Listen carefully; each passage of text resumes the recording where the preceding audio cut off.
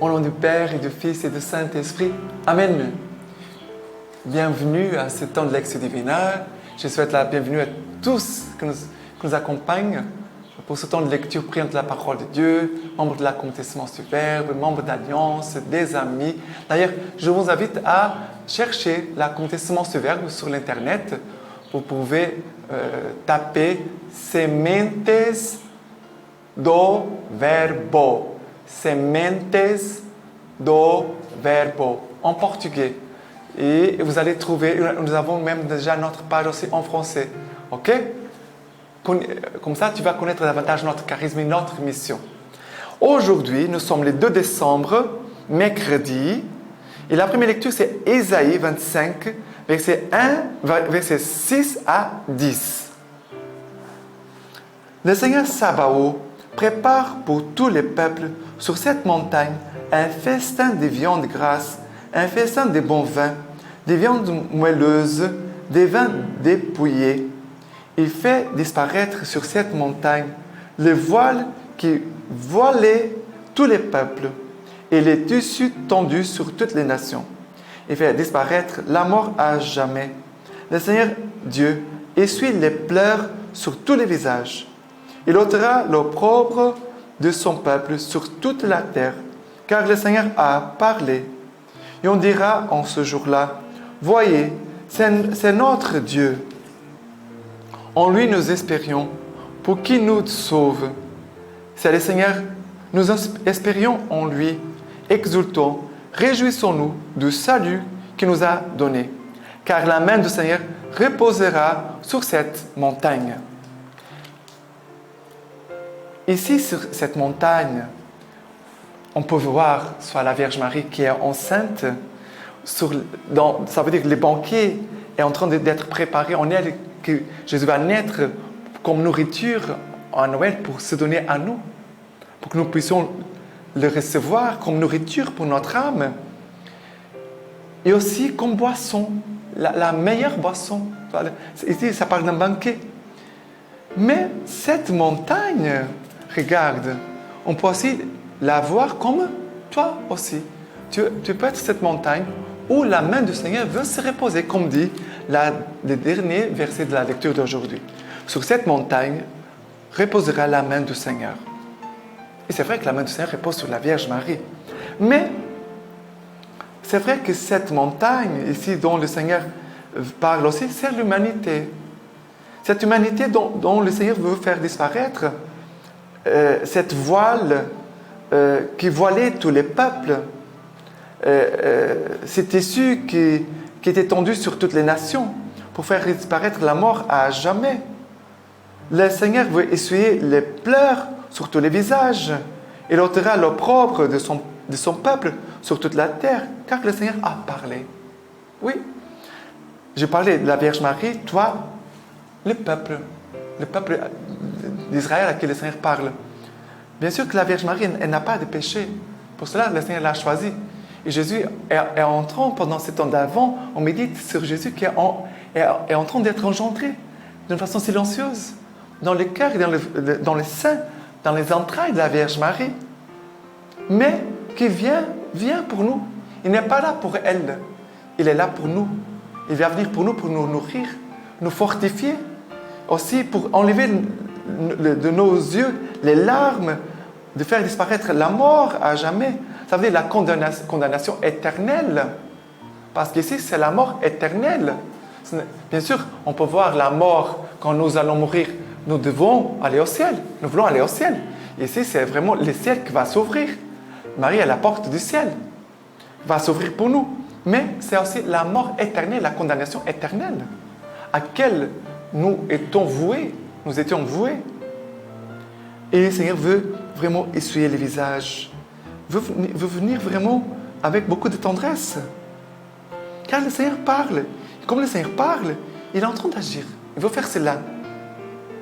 Et après, il dit, voyez, c'est notre Dieu. Ce jour-là, on dira, c'est notre Dieu. Et maintenant, et c'est très important, il dit, en lui, nous espérions pour qu'il nous sauve. C'est le Seigneur, nous espérions en lui.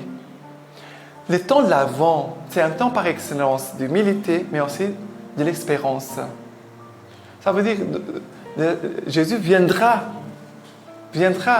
C'est comme si Jésus venait à nouveau, comme pour la première fois. C'est comme ça que nous devons le vivre. Avec un cœur désireux de le recevoir comme mon Seigneur, mon Sauveur, qui va venir vraiment enlever la mort de mon cœur, qui va essuyer mes larmes, mes pleurs, qui va venir me faire ces banquets, ces festins pour moi, pour me réjouir, comme dit ici, exultons, réjouissons-nous du salut qu'il nous a donné, car la main du Seigneur repose sur cette montagne. La main du Seigneur repose sur toi, repose sur ce lieu, pour te combler de tous ces bienfaits que le Seigneur parle ici. Mais n'oublie pas, l'humilité et l'espérance vont ensemble. L'humilité attire l'espérance. L'humilité attire l'espérance. L'humilité attire le salut de Dieu. Ok? Après, les psaumes d'aujourd'hui, c'est le psaume du bon berger. C'est le psaume 23, 22. Le Seigneur est mon berger, rien ne me manque. Sur des prés d'herbes fraîches, il me fait reposer. Oui, vers les eaux de repos, il me mène et il y refait mon âme. Il me guide au sentier de justice à cause de son nom. Passerai-je un ravin de ténèbres, je ne craindrai aucun mal, car tu es près de moi. Ton bâton, ta houlette sont là qui me consolent. Devant moi, tu apprêtes une table face à mes adversaires. D'une onction, tu me parfumes la tête, ma coupe déborde. Oui, grâce et bonheur me pressent tous les jours de ma vie. Ma demeure et la maison du Seigneur ont la longueur des jours.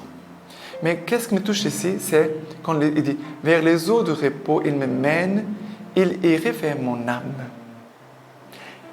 Et ici, bien sûr, il parle du repos, il parle de refaire mon âme.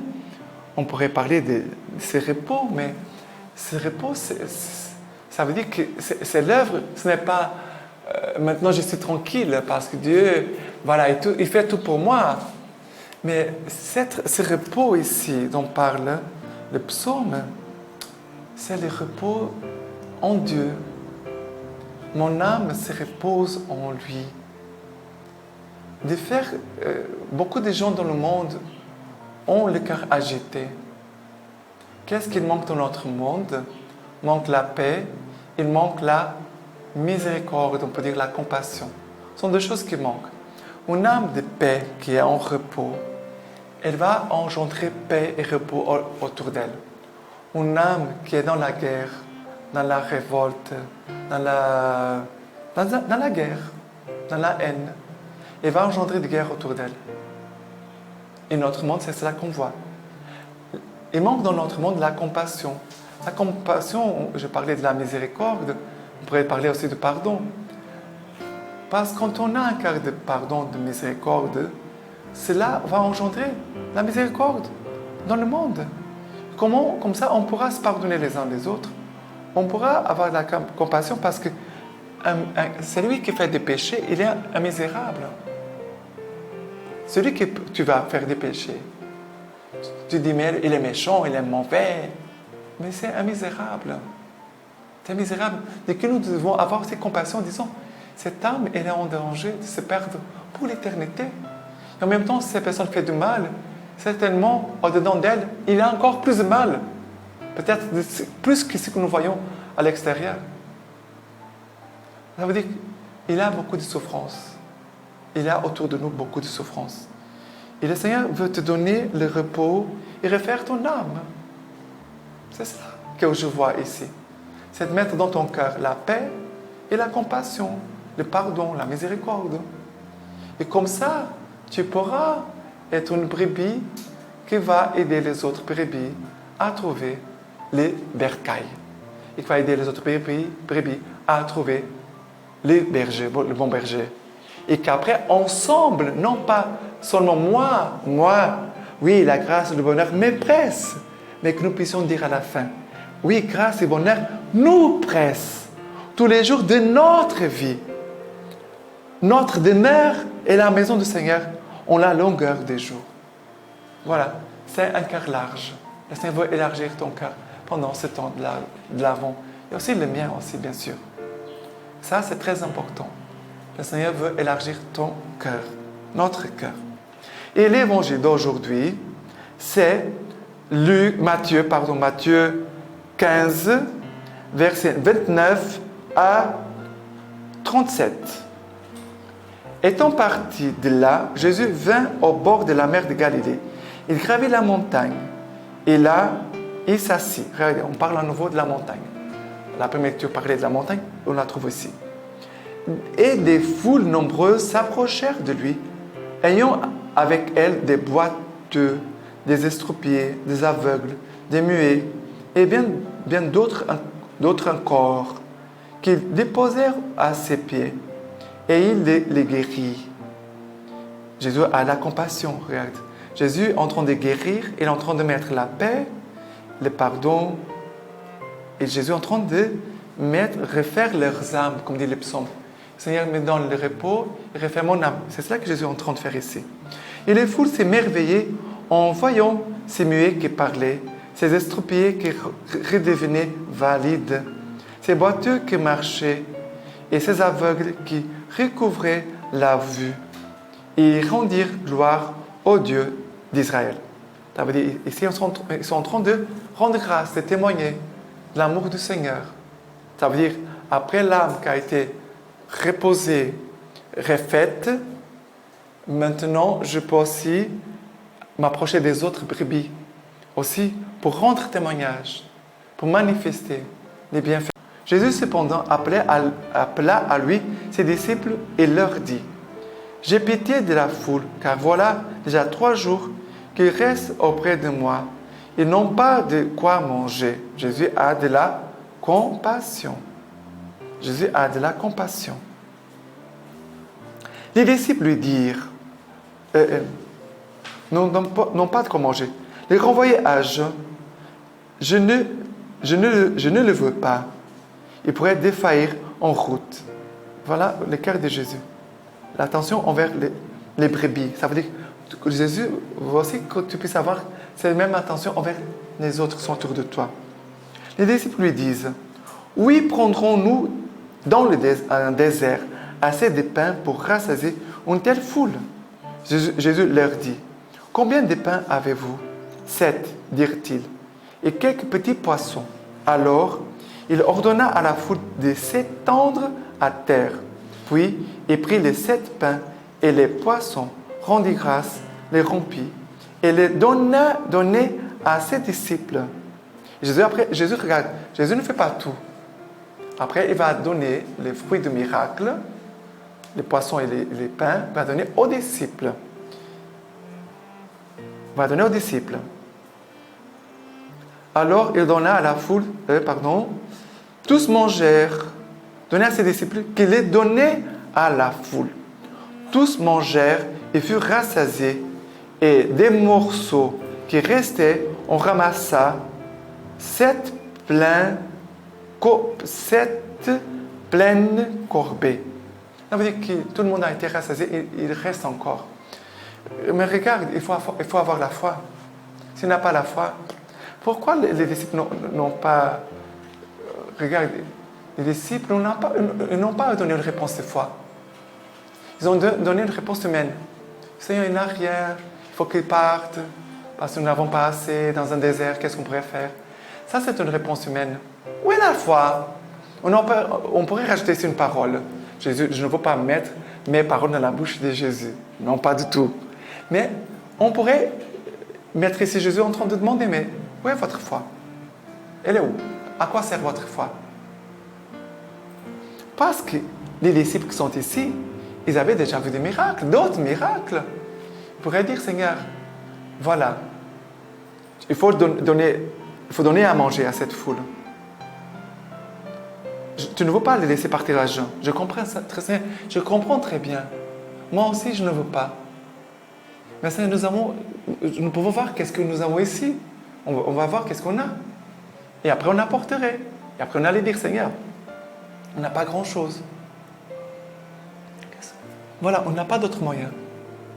Ça veut dire qu'on aurait apporté devant le Seigneur déjà un fruit de compassion. Regardez, la compassion, elle n'était pas présente ici, dans le cœur des disciples. Et la foi non plus. Et Jésus a de la compassion. Et après, Jésus va faire les miracles. Et ici, ces miracles, c'est déjà une préfiguration de l'Eucharistie. Jésus est en train de faire une préfiguration de l'Eucharistie pour cette nourriture qui viendra vraiment pour rassasier profondément notre âme. L'âme ne peut pas dire après, il y a encore de la place pour manger. Je pourrais manger deux, trois Eucharisties en même maintenant. Non. Une seule Eucharistie, rassasier pleinement mon cœur, mon âme. Je suis comblé. Je suis comblé. Voilà. C'est ce que le Seigneur, il fait. Et pour finir, la lecture patristique d'aujourd'hui. C'est de Saint Bernard, Sermon pour l'Avent. Nous savons qu'il y a une triple venue du Seigneur. Ainsi, il est venu d'abord dans la chair et la faiblesse, puis dans l'entre-deux, il vient en esprit et en puissance. Enfin, il viendra dans sa gloire et sa majesté. Cette venue intermédiaire est vraiment comme la voie par laquelle on passe de la première à la dernière.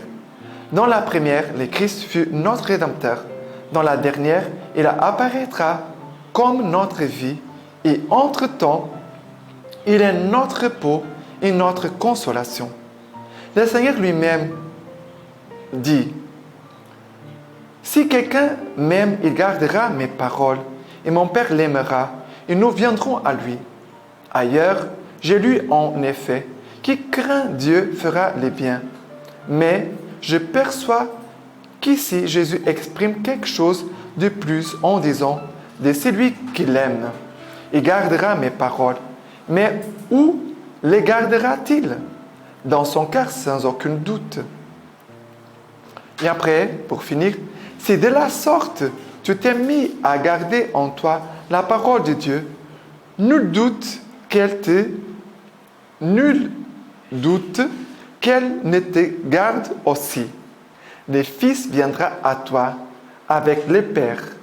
Il viendra le grand prophète qui rétablira Jérusalem. C'est lui qui a fait toutes choses nouvelles. C'est lui, Jésus, qui a fait toutes choses nouvelles.